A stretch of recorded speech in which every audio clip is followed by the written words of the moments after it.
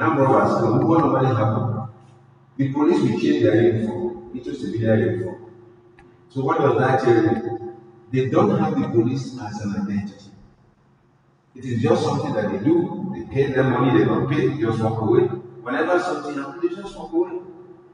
So as we sit here today, who have no work can say, yes, I have that quality of an imam.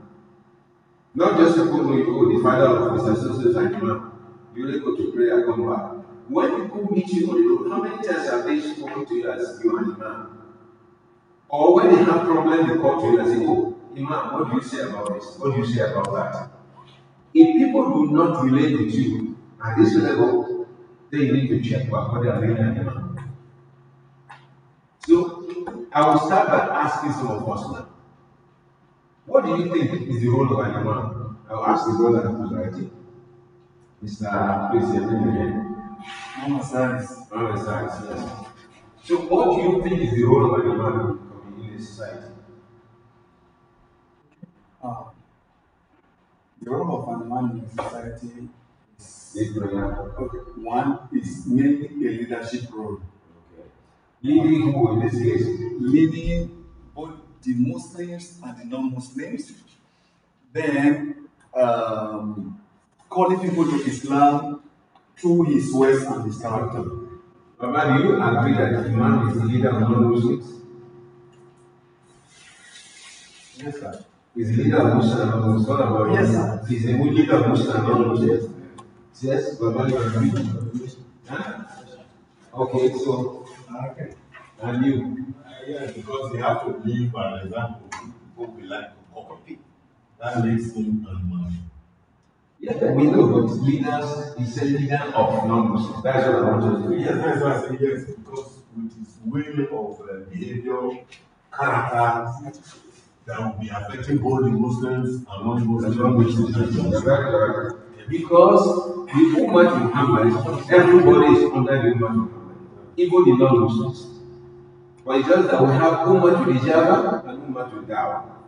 For those who answer the call, we call them the Ummah to Ijaba. We are the Muslims. Those who did not answer the call, we call them Ummah to Dawah. So they are the one we have to call to Islam. So if you believe that you are a leader of both Muslim and non-Muslims, then it shows that you have to be a role model for everybody. Because during the conference we had in Benin, I remember one of the brothers told a story that there's a worker that's been working for him all this while. He's a non-Muslim. So he just woke up one day and said he wants to be a Muslim. So he's like, what surprise? He said, well, because I've been watching you all this while. Even without telling him anything. So meaning, you are a leader with your actions, you are a leader with your words, you are a leader with everything about you.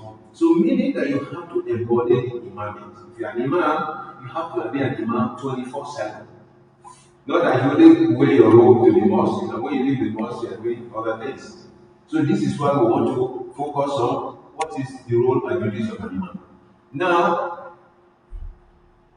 you are an imam of where? You are an imam of a mosque. Now, what is the role? What is the status of a mosque in Islam? Allah subhanahu wa ta'ala says in Surah Al-Jinn, وَأَنَّ الْمَسَاجِدَ لِلَّهِ فَلَا تَدْعُوا مَعَ اللَّهِ أَحَدًا فِي بُيُوتٍ أَذِنَ اللَّهُ أَن يُذْكَرَ فِيهَا اسْمُهُ. Anytime mosque is mentioned in the Quran, Allah added to himself. So this is the house of Allah, and mosque are for Allah. So meaning that it is a honor for Allah to say, this is my house. So that is why we call it the divine connection. So the mosque belongs to Allah. And it's among the noblest places because it belongs to Allah, meaning that is the most noble places. And the hadith told us the best place to find yourself is the mosque, and the worst place is the market. The worst place to find yourself is the market, and the best place to find yourself is the mosque. And it's a place whenever people sit down to read and do azkar or sit down and read Quran, the mercy of Allah is going to descend on them. So it's a place of mercy. And because of its importance, it was the first action Prophet did when he came to Medina. When his camel arrived in Medina, some of the Sahaba wanted to host him. Prophet said, no, they should leave the camel. The camel went and stood there. It was that way he stood, the Prophet and built Masjid Quba. So that was the first mosque that the Prophet built. And it's the center for Dawah, community, and governance. So it is the center for Dawah. How many of us have Dawah activities in their mosque? Apart from the Jummah Khutbah. Do we? We need to revive it. Then Allah subhanahu wa ta'ala also mentioned that there is immense reward for building a mosque for Allah.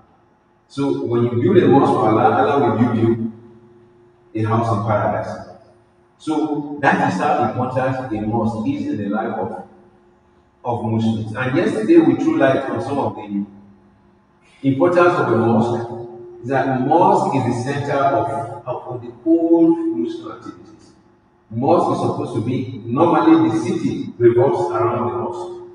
Those were those days when there were not too many mosques. But even today, the mosque is supposed to be the center of all the neighborhoods. So that also means that if tomorrow you find yourself in Indonesia, you find yourself in Lagos, when you travel to a place you don't know, what is the first thing you search for? It's a mosque. It's the first thing you search for. Because it's the most important thing in your life. Because you can afford to miss food, you can afford to miss appointment, but you cannot afford to miss prayer. And if you don't insist on doing Jama'ah, means you must ask for a mosque. That is why at times when you travel, the non-Muslims cannot really understand when the way Muslims behave, they find it strange. When you are transiting in an airport, as soon as you fly land, you find that the Muslims don't even bother about their next transit. All of them are looking for a mosque. The non-Muslims are running to the counter. They want to go and book their next flight. But you saw that the Muslims are looking for a mosque. So I was discussing with somebody like, you are traveling, why don't you just go and fast? I said, no, because we know that you might not even reach where you are going. So we don't know where we are going. But as long as we are here, we pay our duty to Allah. If we reach where we are going, when we don't reach, it's Allah's permission. So we are more concerned with our akhirah. The dunya we don't own it. So that is why anywhere you find yourself, meaning you should look for a mosque first, because it's the most important thing. And why are you looking for a mosque? It's not only to pray there, it's also to connect. Connect. You can now go to the imam and tell the imam, you know what? I'm a traveler, I don't have a place to sleep, I don't have this, and the imam will take care of you. Yes, the imam will take care of you. So that is why the mosque is very important. But if the imam immediately after prayer, he locks the mosque and walk away, so who takes care of this type of people who come around, who are Muslims? So, knowing the status of the mosque, it will not tell you what the status of the imam himself. To know how important it is to be an imam is the representative of the Prophet. Has any of us ever had that feeling? It is not by word, it's by action. So you are an imam in the mosque, and while you are coming out of the mosque, somebody challenges you. And how do you react? To hell with you, and the man here, you cannot talk to me like that. Or you put yourself and say, how would the Prophet say behave in this man? Because you are representing him. Because he was the first imam. Today we might not be the way he was, because the Prophet gathered everything. He was the judge, he was the magistrate, he was he was the law, and also was the Prophet. So at times, how does it work? Today, you and imam cannot be everything. But you can work in collaboration with whoever is in power. But most of the time, when the imam do their job properly, they are more powerful than the law. Yes, because people listen to imam more than they listen to the court. Because somebody can just say, okay, somebody is paying me 5 million and I must collect it back. He has a choice either to go to the court or to go to the imam. If he goes to the court will never tell him to forgive. God will tell him, you must pay your money. But if he goes to the imam and he listens to the imam and the imam tells, look, this is an investment. Since he cannot pay you, take it as an investment. You must pay enough, Allah will pay you. Somehow that person give up his 5 million naira. That cannot happen in court. Because that's not the business of court. Court wants to make sure that you get your penny to the last dime and you get it Whether this man is jailed or not jailed, that's not their business. So you cannot see that when you solve this type of problems in the society, the imam becomes more powerful even than the law. And they are conveyors of Allah's religion. So it's status because you are the one preaching the religion, you are the one people listening to. Imam said this, Imam said that, Imam said this, Imam said we should not do this, Imam said we should not do that. And a great reward for those who are calling to the way of Allah. وَمَنْ أَحْسَنُ قَوْلًا مِمَّنْ دَعَا إِلَى اللَّهِ. So Allah subhanahu wa ta'ala is rewarding you every time you perform your duty as an imam.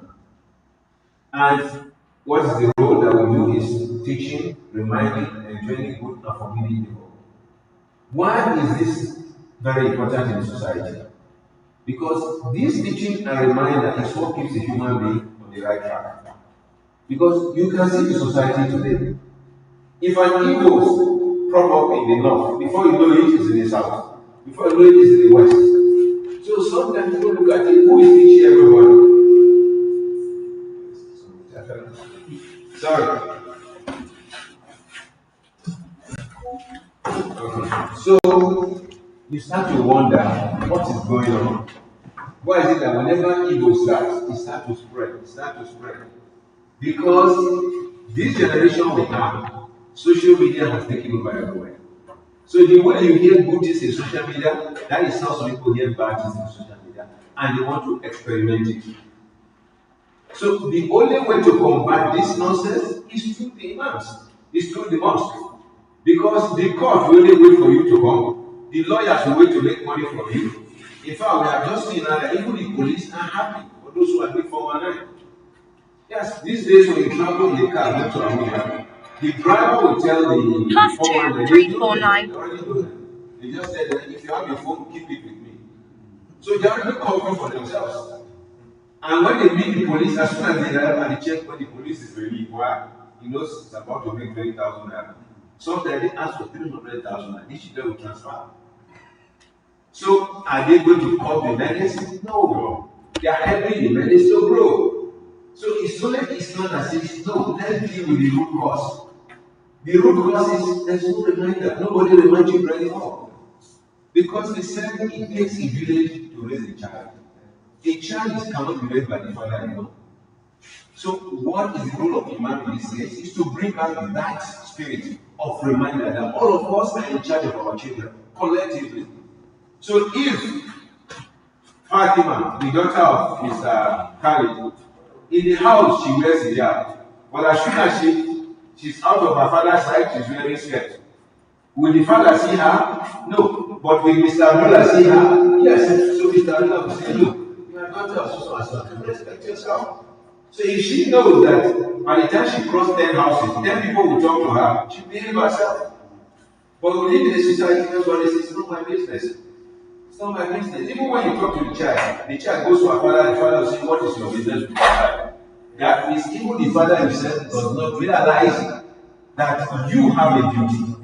So these are the reminder because the human mind gets rusty. The more you listen to bad things, the more you become a bad person. And the more you get closer to good things, the more you become a good person. So the role of a man is to remind, to enjoy good and forbid evil.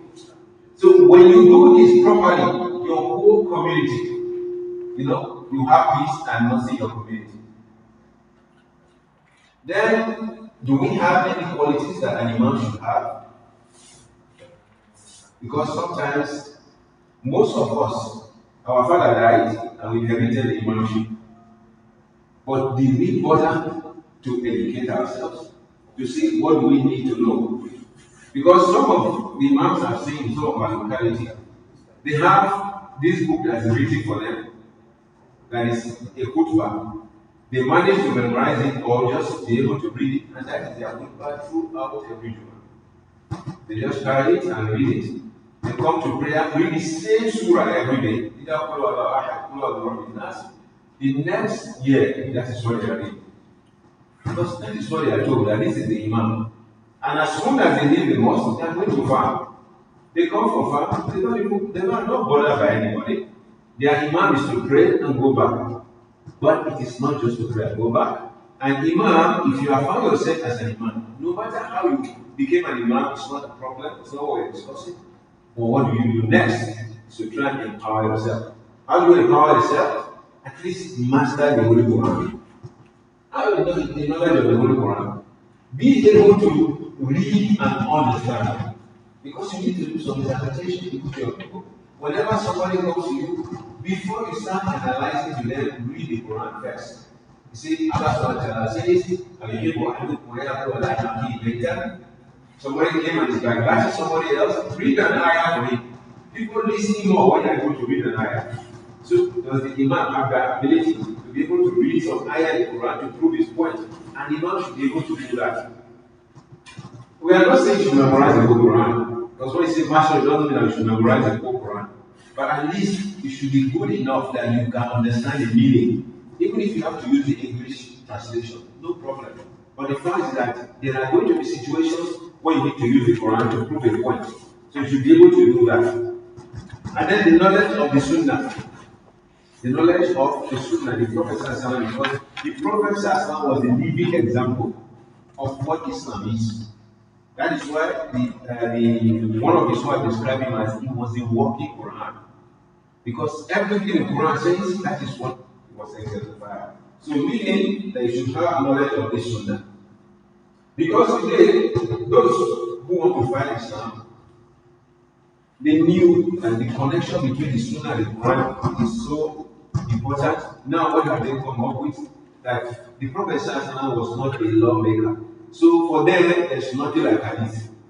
Then we have a group of people now saying that the Prophet Sallallahu cannot make law. So don't listen to the hadith, just read the Quran. But how can you understand the Quran without reading most of the hadith? The Prophet Sallallahu was explaining the Quran and living the Quran. So you don't ask that person, what are the 5 times prayer in the Quran? Because they cannot find the wrong prayer. Yes, we have some. I mean, some of the Babi and some of the Shia, they don't pray 5 times a day, they pray 3 times. Yes, that is their own interpretation of what they understand. So you have to understand the Sunnah. What we have Umum, we have Khusus. We have some laws that Prophet Sallallahu made that are special to him. Prophet Sallallahu had married more than 4 wives, that is special to him. We cannot come tomorrow and say, oh, Prophet married 10 wives. The scholar told me I should marry it. As long as I take care of them. What I'm telling you now is not there. People do it. Yes, there are people married more than 4 wives. And he said, the Prophet says, married more than 4. And my scholar told me as long as I can feed them. Yes, that does not apply. That's not the understanding. The Prophet says, and even at a point, Allah stopped you from marrying more women. And every woman, the Prophet says, marriage was a commandment from Allah. That is what you understand about Sunnah. The Prophet didn't go about just marrying women. Before the message, he had only one wife, Khadija. And Khadija had almost all his children. And when he now became a prophet, he started to get married to women. Those women, each of them was a commandment from Allah subhanahu wa ta'ala.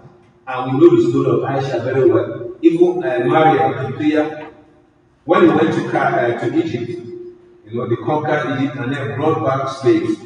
Aisha was saying that immediately I saw Maria Magdalene, I knew the Prophet was going to marry her. It's not because of the beauty, it's because she was coming from a royal house. She was a royal. So if you bring her and make her marry any other person, it may not suit her status. And actually, the Prophet was marrying her. She became the mother of Ibrahim. The male son that he had. So a man should be able to understand this, so many aspects of this Sunnah. So you can explain to people who are misguided. Because a lot of people are misguided. They will come and some of the Muslims will actually, the Prophet married a 9-year-old girl. He was a pedophile. And some of the Muslims are becoming apologetic. No, it was not 9 years old. We have another narration that says she was 20. They are trying to make excuses. Don't make any excuses. Yes, the Prophet says I'm married Khadija, 9 years old. There's nothing wrong with that. There's nothing wrong with that. Even in today's world, there's nothing wrong with it because in law, what is the age of marriage? Go and look at the law. Nigeria has age of marriage. Every country has age of marriage.